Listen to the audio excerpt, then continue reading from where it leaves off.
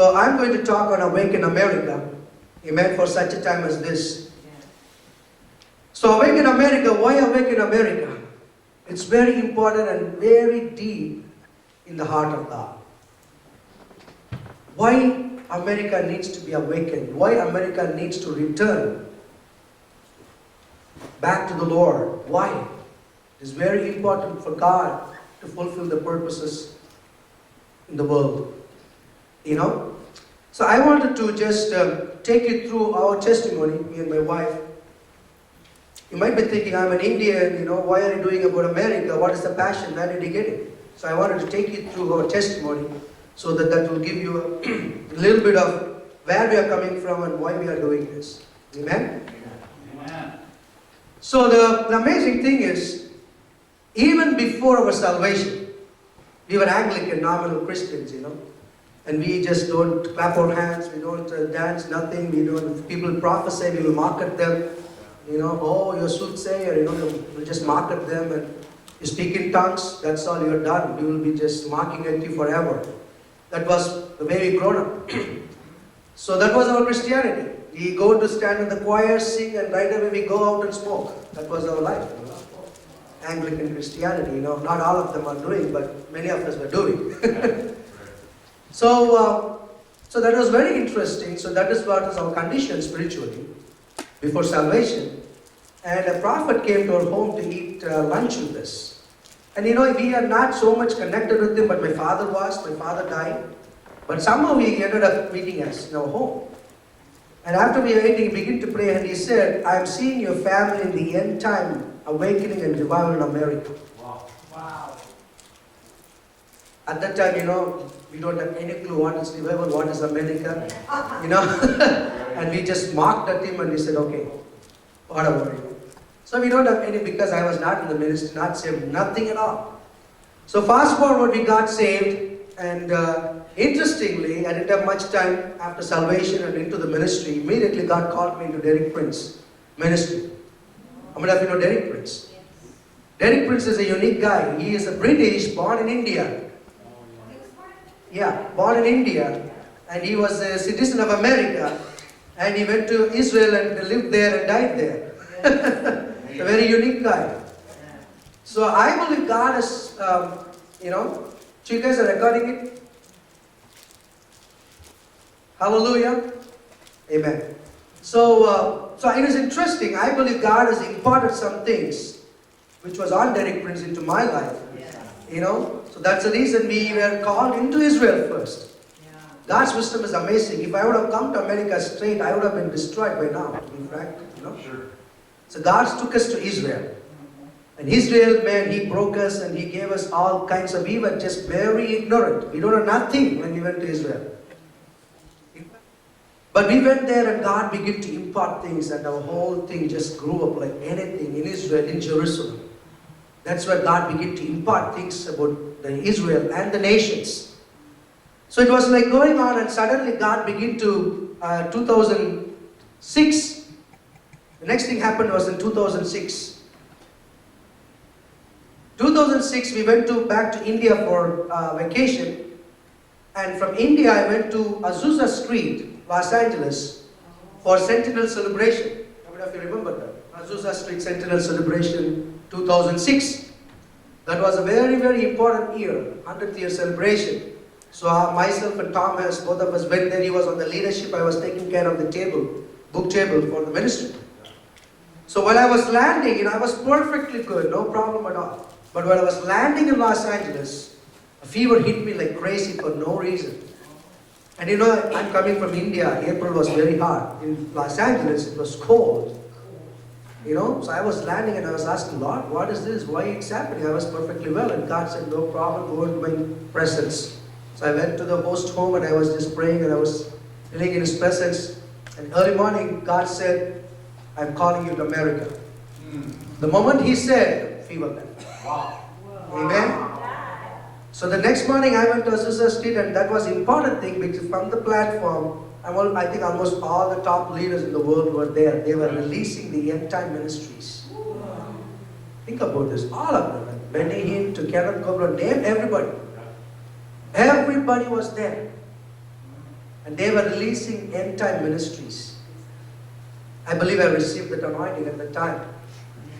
So I came back to India to pick up the family to go to Israel, and we met with the pastor and his wife to just have a dinner together. We already almost left the home, pastor's home, and they called us back. And his pastor's wife, she called us and said, "God is telling you that God is going to use you tremendously in the end time awakening and revival in America." At that point, America was not in our radar at all. We had great time in Israel, Nobody wants to come out of Israel. Correct? So fast forward 2008, God again brought me to America. So what happened, I was preaching in several places and we were living in Israel at the time. So in 2008, January, I came here and many of them prophesied over me that I'll go to CFNI. But it was also in our heart to just come and do something for a few months.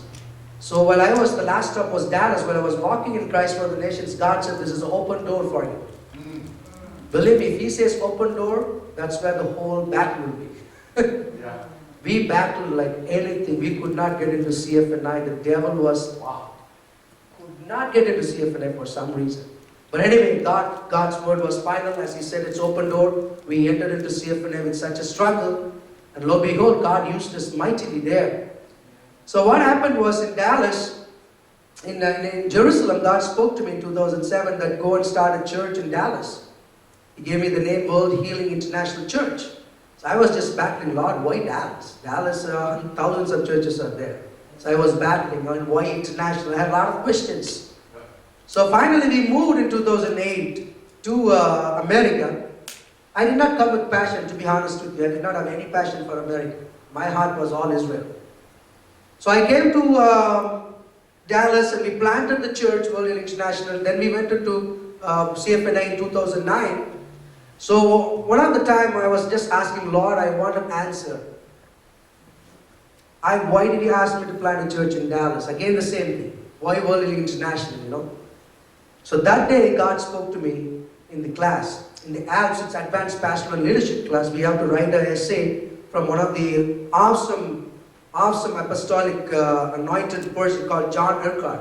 Many of you have the book, right? John Urquhart. So we have to read a book from him. It's called Apostolic. He's a powerful man of God. So in that book, he has written word by word the answer I need. He has written God is raising up young generation and bringing them to and pouring, and as God poured the anointing in Jerusalem, He's pouring the anointing upon them and bringing them to America to launch international churches. Because America has the anointing to reach the world. How many of you know American policies affect the whole world, no matter what? Yes. The same anointing is upon the church. The calling of the Church of America is to reach the world. It affects the whole prophetic and apostolic realm. So the Bible, book, word by word answer for me.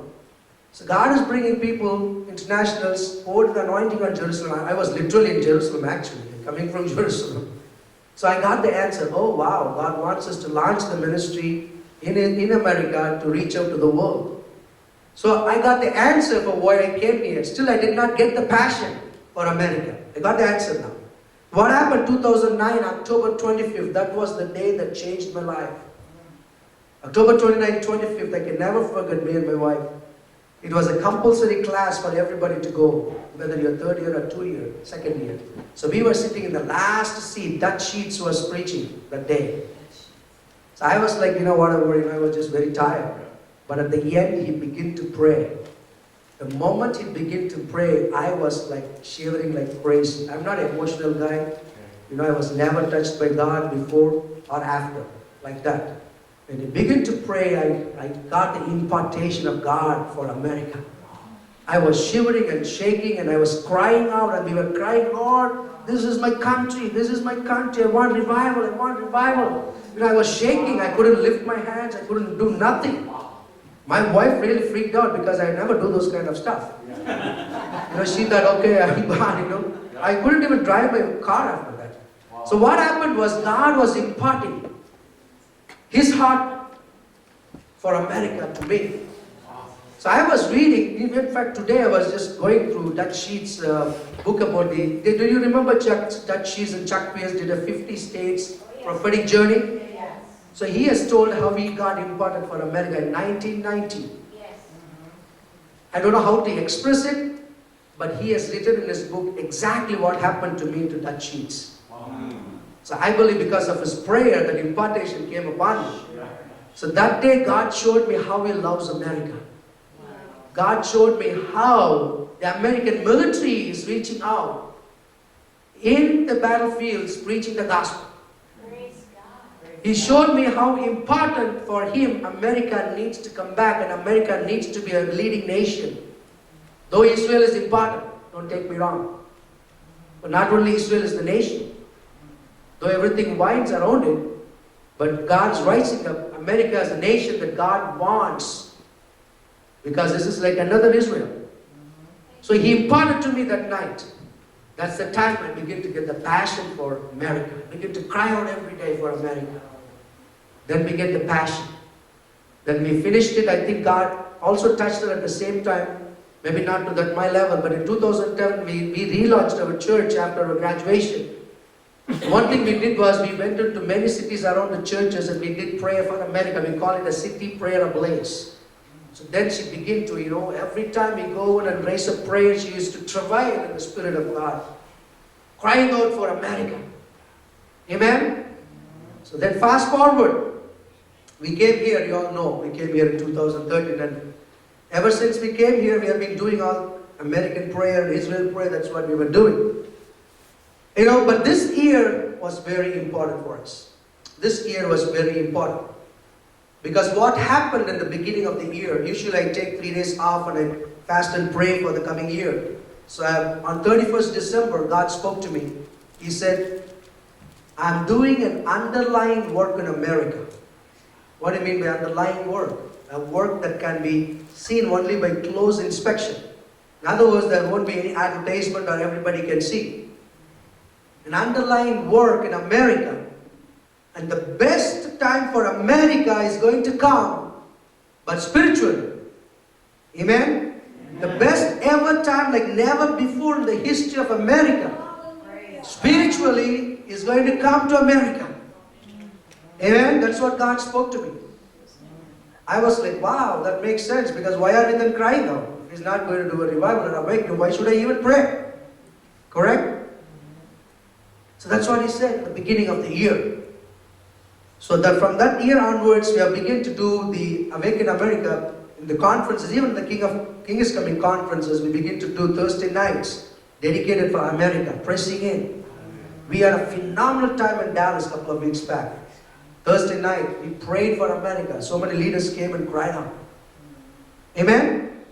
And moving forward, we went in September to Israel. Many of you know. We went to Israel. This was a life-changing journey for us. Because we thought we were going to move back to Israel and God is going to use us in Israel, blah, blah, blah. That's what we were thinking, because everything was going towards a direction. But God shifted everything. Wow. It was just me and wife were there. Praise the Lord that we can receive everything. God said, I want you to look at America and Israel in the same level. He said, I need America and Israel to be on the same level in whatever activities we do from our ministry. And He said, I want you to go and raise up Awaken America prayer gatherings all across America. Wow. Amen? That was the vision God gave me even before we moved. I would remember, Rabbi would remember. You guys will remember that we wanted to do prayer initiatives in different counties. And in fact, we started in Anoka with Wendy and Andy. So that's what we have been doing. But after September, it is accelerating. Amen? So Awaken America. So we have begun to do that. Can we go to that? So we have 84 counties. We have 84 counties in America. In Minnesota. So this is what God has given to do Awaken America prayer meetings in 84 counties. Amen? So we were talking about it, God now accelerating it. The other thing we received in Jerusalem in September was Awaken America to move to the next level, also the Aliyah watches. How many of you know that Jewish people must come to the Lord before Yeshua returns? Yes. In fact, the Bible tells Jesus in Matthew 23:39, He will not come until the Jewish people are saved. That's right. And also they're going back to Israel is important. Amen. When God builds up Zion, then He will appear in His glory. So we are doing Aliyah watches, releasing Aliyah watches in the neighborhoods where the Jewish people are living. Amen. Amen. It's very important for them to come. I'm envisioning as we go into St. Louis Park and other places, the Jewish people will be saved and be flocking into the seed of Abraham. Amen. So this is what we received in September about the Awaken America. So this is what we are doing. We are going to go full forward with these things. But at the same time, God spoke to me now about America. Amen. So I told you from the beginning, from the year start, in September, and now. God spoke to me very profoundly that God is bringing back America. Amen. Hallelujah. He's turning around this nation. He's turning around this nation, but we need to understand that it's not in the hands of God alone. It will be done only through you and me. Amen? So I'm going to preach on this evening so that you can be fired up and you can go and do the things that God is calling you to do. Amen? So it is very important that America, it's a great nation. Until 35 years ago, if you say you're from America, there was always a positive response from anybody on the earth. But now, it's not so. If you're American, it means, oh, okay, you know. What happened to America? It's a moral decay, sexual perversion, legalized abortions, disintegration of family unit, divorce rate that is approaching, almost affecting every marriage. 20 years back, 5 years back, it was affecting 1 out of 2 marriages. But now it's affecting almost every marriage. Pornography penetrated into every practical level of our daily life. Corrupt personal and business practices. President of America means it was a symbol of what is right and decent in America, never anymore. It's all kinds of scandals. 6 scandals from Clinton time. Completely against the biblical principles, the current president. We blame each other. Vikings, even from those times, they were blaming each other. Vikings and patriots and I had to do a little study of history. So many things happened. Blaming each other. Democrats blaming Republicans, Republicans blaming Democrats, and finally both of them blame the president. And finally it ends with pastors and leaders blaming each other. That's what has been happening. But God raised this nation for a reason.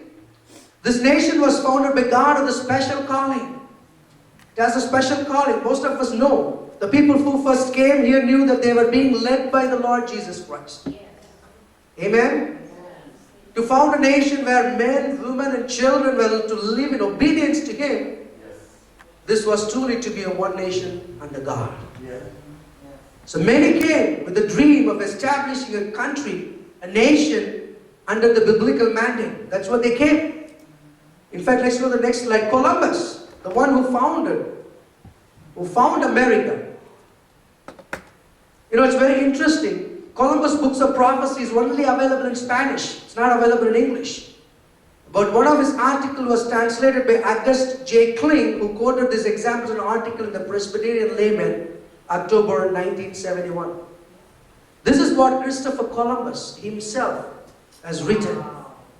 Many believe he is a Messianic Jew. He left Spain the same year when the Jews were expelled from Spain. Look what he has written here. It was the Lord who put in my mind, I could feel His hand upon me. All who heard of my project, they were all ridiculing him, laughing at him, rejected him. There is no question that the inspiration was from the Holy Spirit. Wow. Because He comforted me with rays of marvelous inspiration from the Holy Spirit. How many of you know when God is leading you something, there are people to put you down? Yeah. Only the Holy Spirit can help us to move forward. Amen? Amen? Wow. So what happened? Look what He's telling in the continuous next slide. I am a most unworthy sinner, Christopher Columbus, but I have cried out to the Lord for grace and mercy, and they have covered me completely. I have found the sweetest consolation since I made it my whole purpose to enjoy His marvelous presence. When you do the work of God, His presence will fill you. For the execution of the journey to the Indies, he thought he's going to my India, for spices and gold and tea. He ended up in America. That's why he called American Indians. I did not make use of, look at this. This is what is important. I did not make use of intelligence, mathematics, or maps. It is simply the fulfillment of what Isaiah had prophesied. What did Isaiah prophesy? You remember in Isaiah, he said the whole earth is round, like a globe. Yes. So he just took that into his spirit. The Holy Spirit was leading him. If you read the whole prophecies and articles in journal of Christopher Columbus, many times they did mistake. And God used all those mistakes to direct him to America. Amen? So the very foundation of this nation, Christopher Columbus, was led by the Holy Spirit. The next one was the Pilgrims. We all know that. Pilgrims. The Mayflower Compact. Everybody knows that one. Pilgrims came, the Mayflower ship, and they made a compact. Look what the intention of the whole thing, why they came. Many of them, these are all Puritans. They wanted to establish a reformed Christianity, not like the Catholics do. They want to reform everything and to live in freedom in Christ Jesus, to establish the governmental principles that's quoted in the Bible. That's the reason they came. In the name of God, amen. We whose names are underwritten, the loyal subjects of God, dread means awesome and reverence, sovereign Lord King James, with the grace of God. It goes on, he says, having undertaken for the glory of God, not for anything else. Of course, so many people came with different motives, for gold and for all this stuff. But the main leadership, they came for the glory of God and the advancement of the Christian faith. And honor of a king and country, a voyage to plant the first colony. You all would have read in the history book, all this stuff. Yeah. But America has forgotten it. That's right. Somebody has to remind him. I remember Derek Prince did the same thing in his generation. He went all across the place and he was talking about the same stuff. Now nobody knows about Derek Prince. So God is raising up people like me, a foreigner, to introduce again, to remind you of the foundation of this nation. To do this present solemn and mutual in the presence of God and on one another. The covenant, please note this word covenant. This is what made all the difference for them. And this is what is making a difference for us. Because we don't know what is the covenant. This is very important. Covenant and combined. Our is together in a civil body, politic for a better ordering and preservation and furtherance of the ends aforesaid. It says all these things, everything was done just for the advancement of the kingdom of God in America. Hallelujah. Amen. This compact actually sets the president for the colonies as they set up governments. This is the one basic document which was used to set up the other colonies and governments. Our forefathers had a call to establish a nation that will allow for personal destiny and divine purpose to be fulfilled in a social context filled with unprecedented personal freedom. That's a basic reason why they came here. Forefathers heard a call to establish a nation that would allow for personal destiny and divine purpose to be fulfilled in a social context filled with unprecedented personal freedom. That's the reason they came. So unless we know the redemptive purpose of America, we cannot pray effectively. We need to know what is the redemptive purposes of America. Our founding fathers believed, stated specifically, and wrote with the mind to communicate to all who witnessed that the United States should exist to fulfill a divine purpose. That's the redemptive purpose, to fulfill the divine purpose and provide protection for individuals to pursue and fulfill personal destiny. That is the call of America. Hallelujah. This nation was founded for everybody who is believing in the Messiah to come here. Not only believing in Messiah, those who believe in the God of Israel. That's the reason millions of Jews are living here. To fulfill their personal destiny. The problem is, if human rights come from government, they are part of a political purpose. If rights come from God, they are part of a divine purpose. Amen. That's where we deviated. Many many things that have gone wrong in America. One of the things is depending on the government. Yes. You know, in the times past, every social efforts, welfare, you know, all kinds of social things happens from the church, not from the government. That's right. To feed the poor, Yes. to reach out to the people who are in desperate needs, and whatever happens, everything was operating from the church, Yes. never from the government. That's right.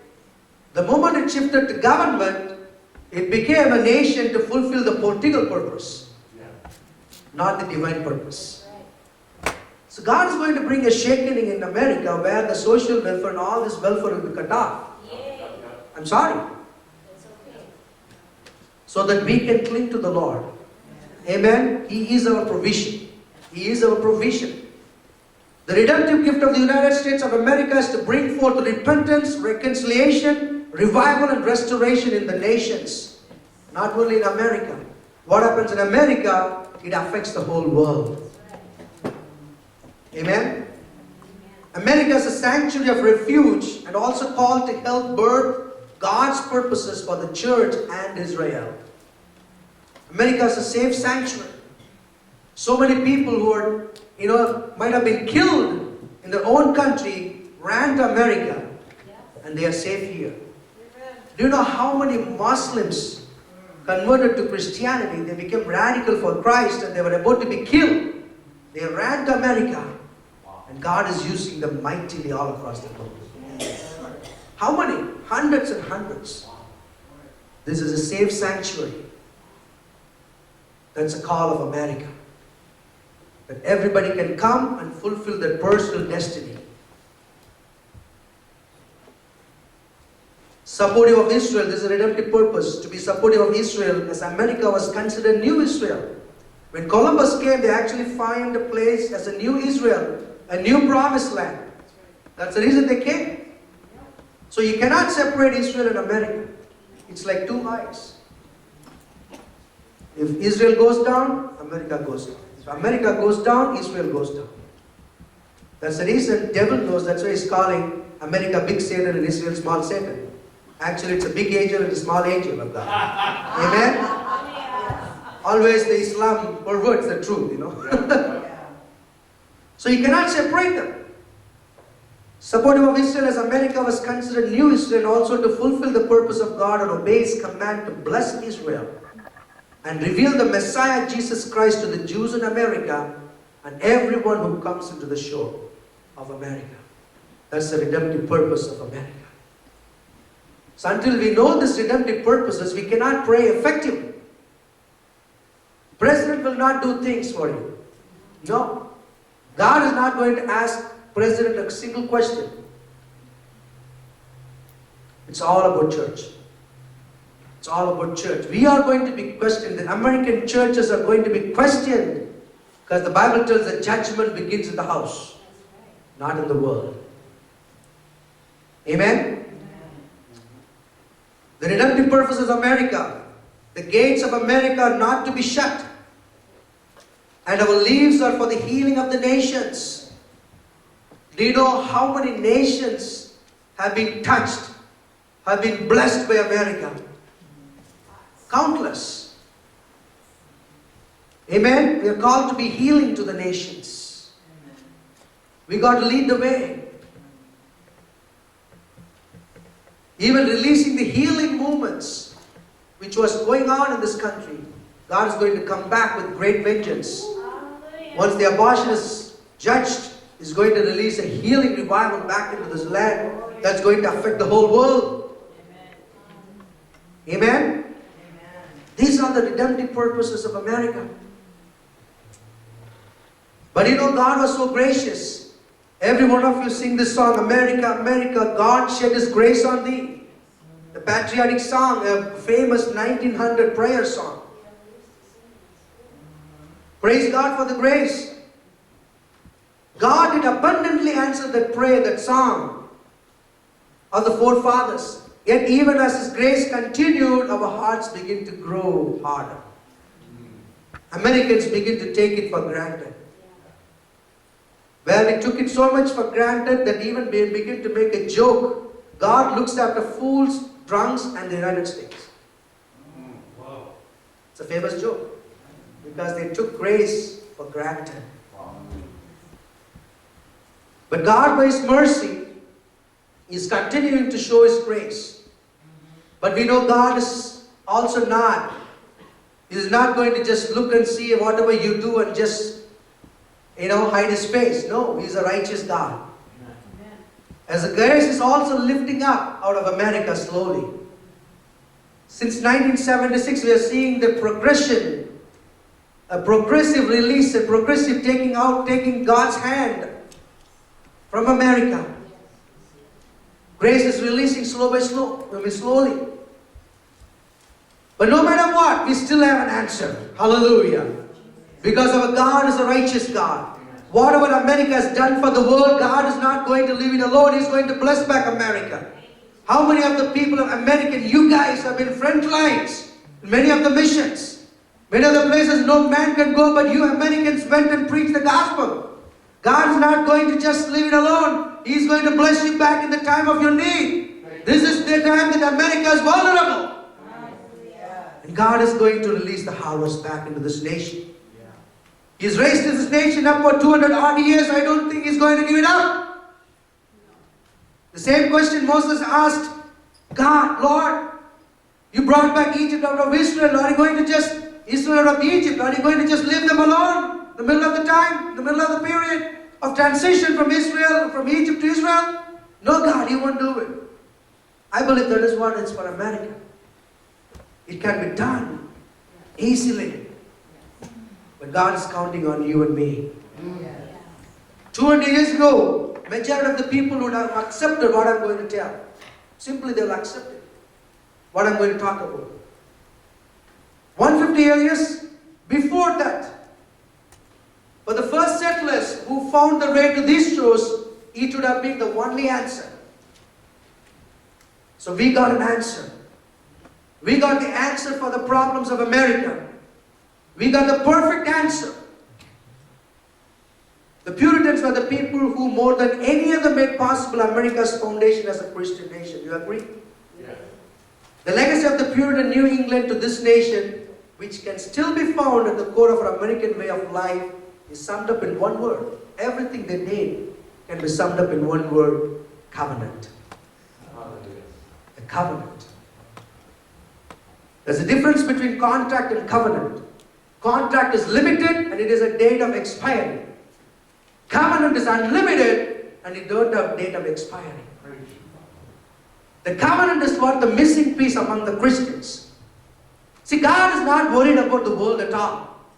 He's not worried about the world, period. Israel went through the same trouble, same rebellion. Nineveh is the greatest example. God wants to destroy Nineveh, like Sodom and Gomorrah. But what happened? Through a reluctant prophet, Jonah, all these people from small to the high, they're sophisticated in life. Everybody repented and prayed. And God heard from heaven. God is not looking for the whole nation to come back to Him. No. God is looking for you and me. The remnant. Very simple. 2 Chronicles 7, 13 and 14. Everybody knows the scripture. We use time and again to pray. But we did not understand the weight of the one scripture.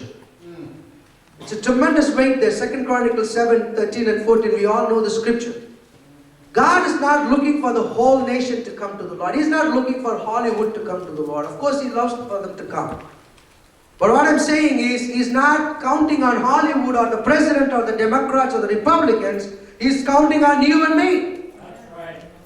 That's right. 2 Chronicles chapter 7, verse 13. We know this scripture very well. God appeared to Solomon. He answered some prayers and He gave some promises. And He said, if anybody is coming to pray in this place, I'm going to hear them and answer. But verse 13, everybody knows the scripture, verse 14 by memory. But 13, nobody touches it. He said, I'm going to answer everything. But there will be some times when you rebel against me, when you move away from me, I'm going to lift up my grace so that I can bring you back to me. At those times, the verse 13 will happen, which is happening right now in America. When I shut up heaven, when there is no rain, is there drought in California? Yes. Drought everywhere. Yes.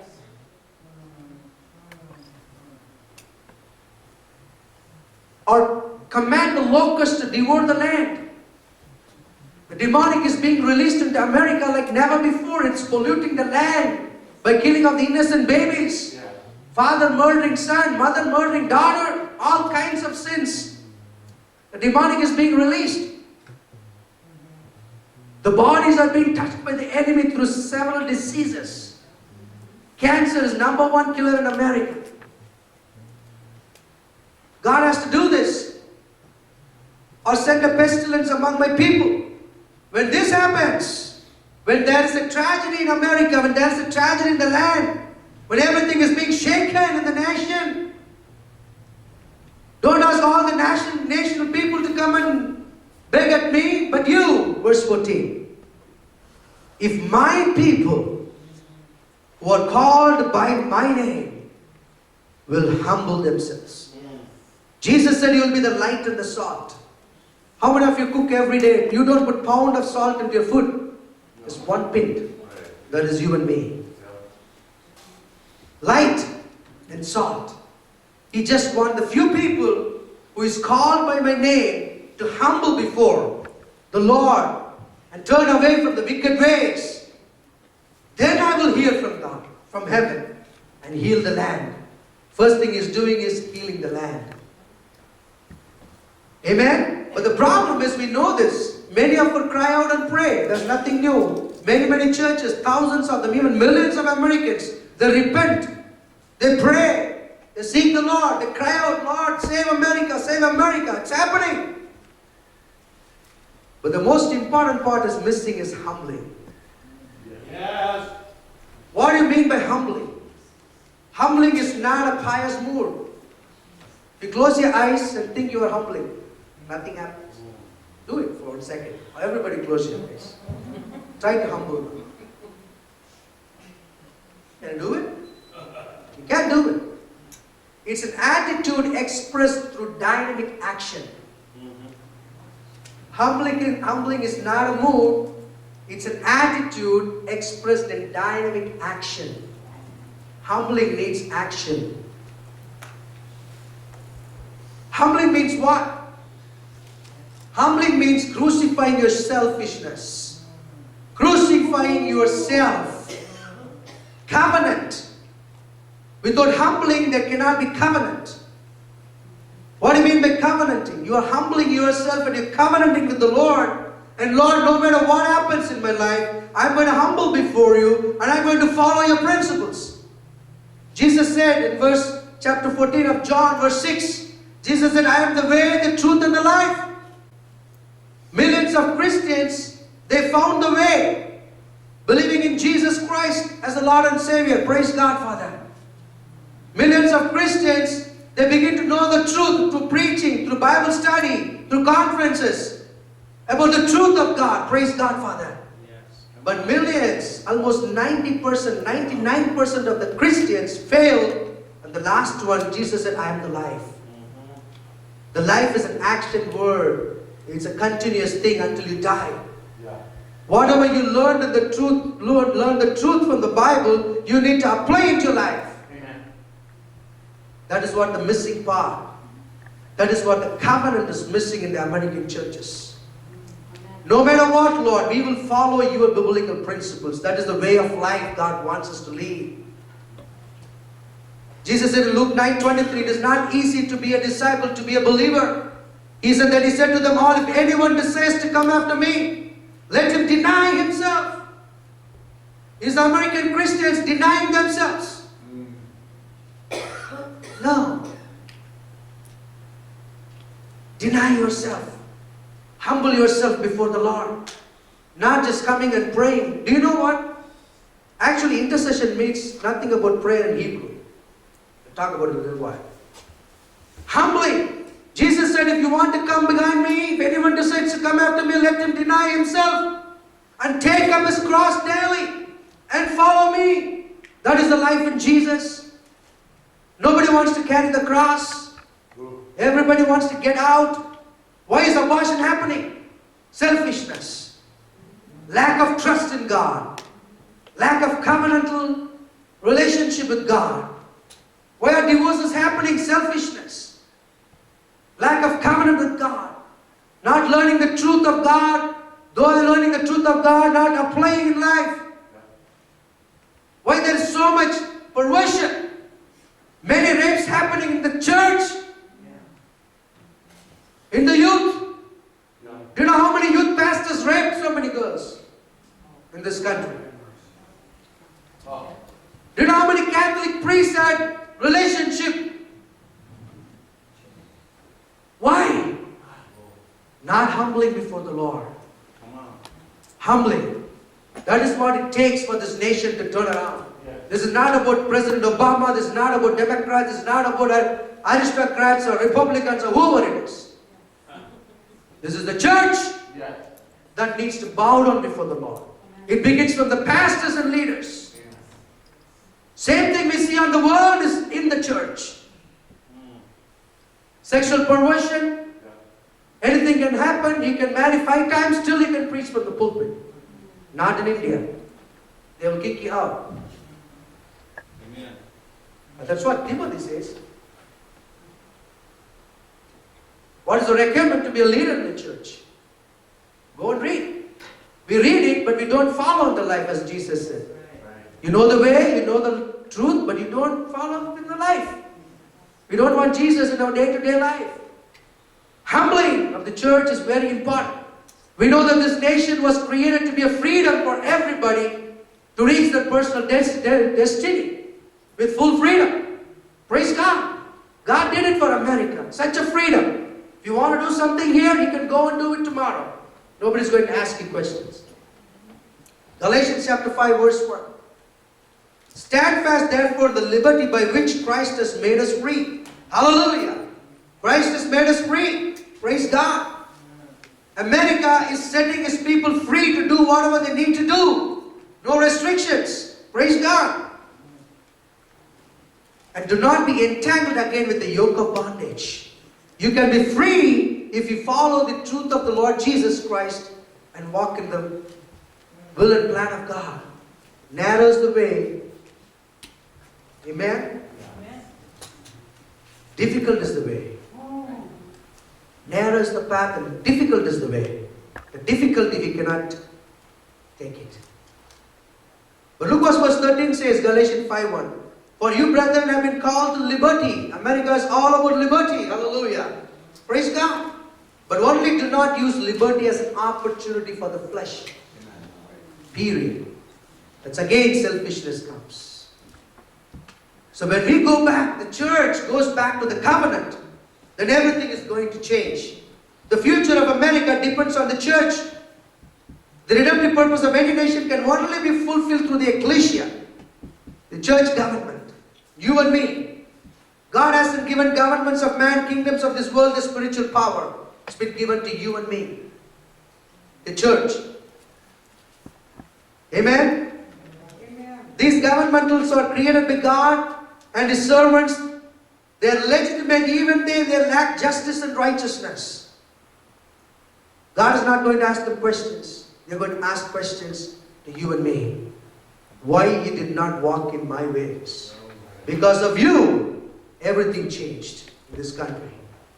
Because of you, families been destroyed. Because of your selfishness.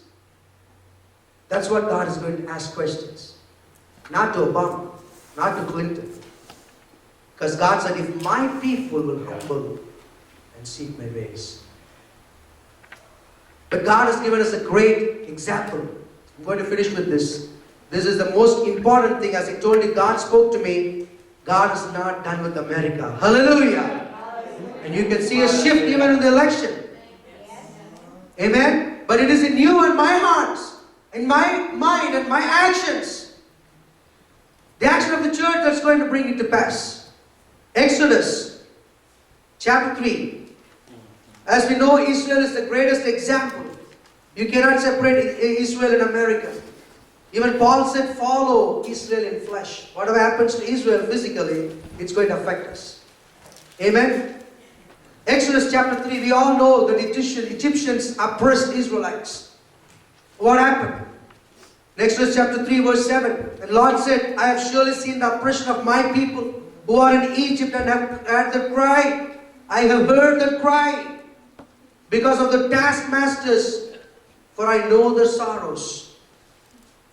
Verse 9, now therefore behold, the cry of the children of Israel has come to me, and I have also seen the oppression which the Egyptians oppressed them. What is here connecting to America? How does it connect America? We know the generation before us, the Moses generation. I strongly believe it, the generation that was born before the Jesus movement, the people who are born again during the Jesus movement who are leading the show now in the Christian level, leadership level. They have been crying out. They have been groaning for America as they saw the gradual decay. Am I right, Rabbi? Yes. Gradual decay of America. They have been crying and groaning for America. And God said, I am here to cry. Amen. I am here to cry of the American leaders. Yeah. I have given the cry of the American elders. Yes. Groaning for America. I hear it. And I'm going to come down. And I'm going to come down and turn around America. Because they have cried unto me. Verse 10, come now therefore, is talking to Moses. Come Moses, therefore I will send you to Pharaoh, that you may bring my people, the children of Israel, out of Egypt. He's calling forth the church that is right now, our generation, my generation. He's calling for the church. I have heard the groaning of the generation previous. Now I'm calling you generation, the church right now. I'm going to use you to deliver the people of America and bring America back. Amen? This is the time of action. Yes. They cried out, they groaned. God heard. What happened? We know the story. Turn to Exodus 14. This passage of scriptures, Exodus 14, was coming again and again to me and my wife through different sources. Wow. So I thought, Lord, why are you talking to me about this? So I went in and just, God downloaded this for America. Amen? God said, Moses, I'm going to send you to Pharaoh. Then I'm going to deliver the Israelites from Egypt. What happened in chapter 14? The Lord spoke to Moses, verse 2, speak to the children of Israel that they turn and go. We know the story. Go to a particular position. I'm going to split the Red Sea into two. And I'm going to make you to walk through the dry land. Then I'm going to take you to the promised land.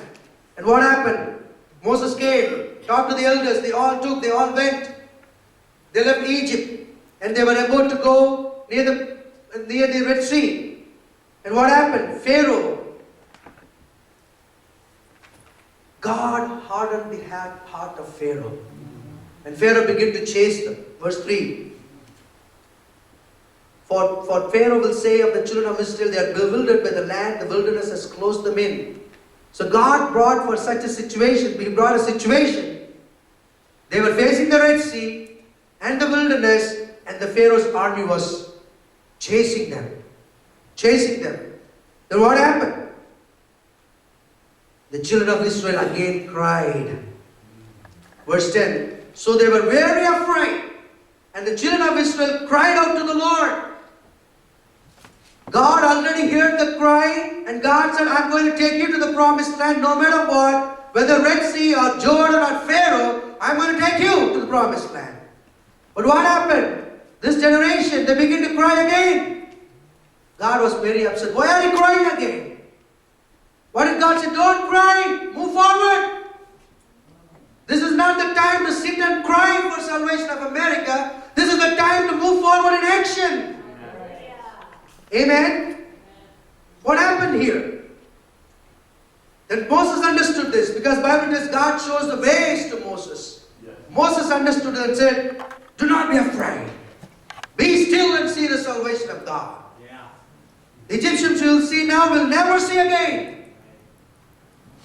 As Moses was preparing God gave him the rod. Yes.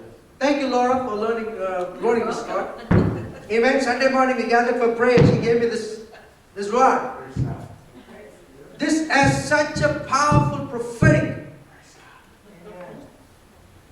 implication when you do this. God said to Moses, "What is in your hand?" Rod.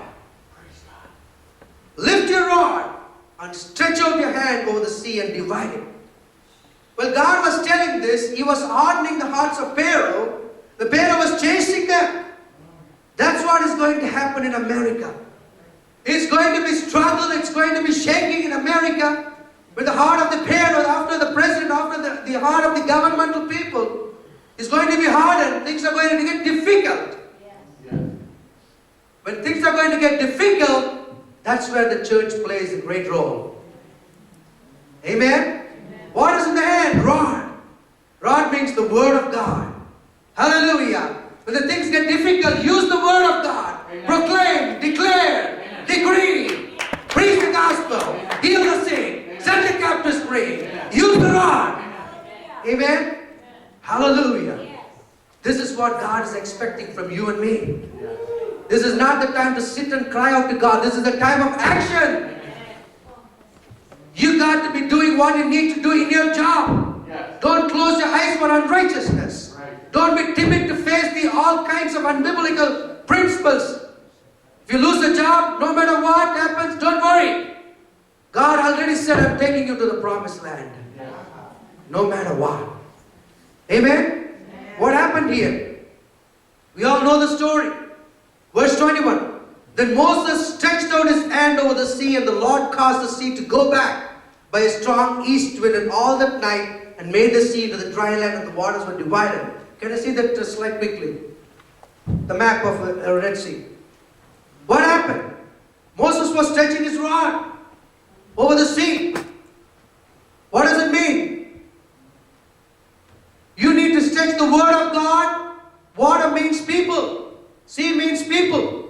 You need to stretch the word of God to the people of America. Using a word. The word of God. Declaring, decreeing, preaching and prophesying over them. Yes. In the job. What happens when he did it? God began to blow the east wind Yes. all that night. Look what happens here. Can I click it? No. Just click it.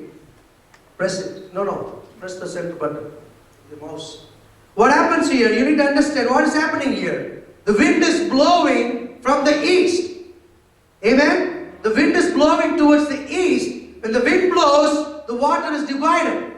The Bible tells the water was not only dividing, it was standing still. That means the wind was blowing all through the time when the Israelites were crossing. They were going towards the wind. That's what will happen in America. As you're facing such a critical situation in America, you're going to move forward against the wind. Amen. Hallelujah. You're going to walk towards the wind. You're not going to turn back and run away like cowards. You're going to face the LGBT movement. You're going to face all kinds of crazy movements in this nation. You're going to move forward. Yes. You're going to declare. You're going to proclaim. The Bible tells in Ephesians 2, the call of God about the church is to display the manifold wisdom of God to the heavenlies. Amen. Hallelujah. Everything is the Spirit Yes. that's activating the people. People are good people. Yes. You need to break the devil's neck Yes. with the rod. Hallelujah. Amen. Amen. You need to break the Amen. spirit of perversion. Every spirit that's affecting your children, Yes. your family, your colleagues. Use the word of God. Set the captives free. Amen. God has anointed you and me to set the captives free. Thank you, Lord. If the captives are set free, they are going to shift this nation. Amen? God changed Saul to Paul. Saul to Paul. God can do anything in this country. Amen. But this is in your hands and my hands to do it. Yes, Lord. Amen. So the Moses stretched out the arms. Take the name of Moses there and put believers. Believers. Believers stretched out the word of God. Going towards the wind. But there's going to be shaking and all kinds of trouble in America. We're going to move forward. Yes. That's where we'll be light and the salt. Amen. In the midst of the darkness, which is going to help us is the grace of God and the glory of God. Amen? Amen. Verse 25. It's amazing. When you do these things, God is beginning to work for you. And he said, and he, H capital. Maybe put God. And God took off the chariot wheels. Who did? God did. So that they drove them with difficulty. The government, all these ungodly agents are going to be struggling. Let us flee from the face of Israel. Wow, the churches are rising. We cannot face them. People will be delivered. When the churches are rising and declaring the word of God, the people will be getting delivered. Amen. The truth will set them free. And they will flee, saying, the Lord fights for them. Hallelujah. When you use the word of God, the rod of God, they're going to flee from you.